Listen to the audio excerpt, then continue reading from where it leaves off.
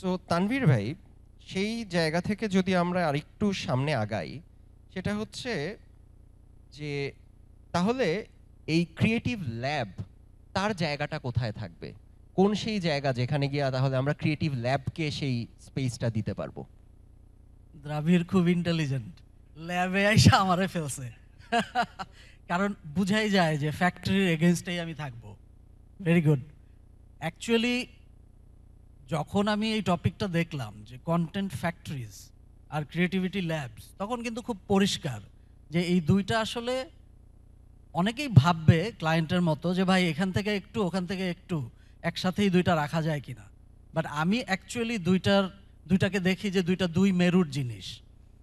যেমন ফ্যাক্টরি কথাটা আসছে নিশ্চয়ই অরূপদার প্রেজেন্টেশনে ফেরত যাই, যে আমরা আসলে এই ট্রেন্ডের ভিতরে আসি, মানে উই আর অল ফিলিং যে we are working like factories.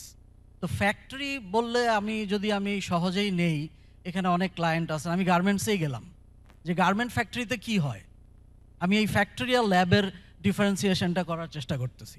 যে গার্মেন্ট ফ্যাক্টরিতে ম্যাটার করে এটা যে আমি প্রতিদিন কতগুলো প্রডিউস করতে পারলাম, ম্যানুফ্যাকচার করতে পারলাম, কিন্তু যে জিনিসটা ম্যানুফ্যাকচার করছে সেটা আসছে কোত্থেকে, মানে ফ্যাশন ডিজাইন যেটা হচ্ছে সেটা কোত্থেকে আসতেছে, সেটা কিন্তু একটা ক্রিয়েটিভিটি ল্যাব থেকে আসতেছে। সো ক্রিয়েটিভ ল্যাবস হচ্ছে আসলে এরকম, মানে নাম্বারসে প্রডিউস করবে, এইটা বাই ডেফিনেশন পসিবল না। আমি হয়তো আরও ডিটেইলে বলতে পারবো পরে, বাট দ্রাবিড়ের প্রশ্নটার উত্তর হচ্ছে যে এই দুইটা আসলে দুই রকম জিনিস। ফ্যাক্টরি সেট আপে যাওয়াটা হয়তো আমাদের মতো এজেন্সির পক্ষে এবং ব্র্যান্ডের জন্যেও খুব একটা ভালো না। কেন ভালো না আরও হয়তো ডেসক্রাইব করা যাবে।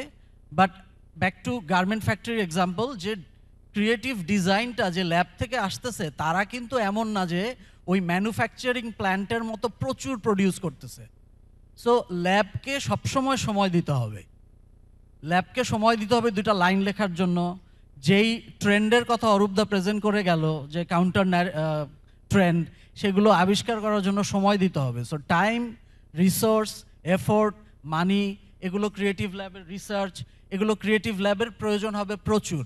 আর ফ্যাক্টরিতে যদি আপনি এই জিনিসগুলো ইনজেক্ট না করেন, তাহলে ফ্যাক্টরি যা বানাবে সেগুলো রাবিশ হবে। এটা হচ্ছে আমার point. Thank you. Thank you so much.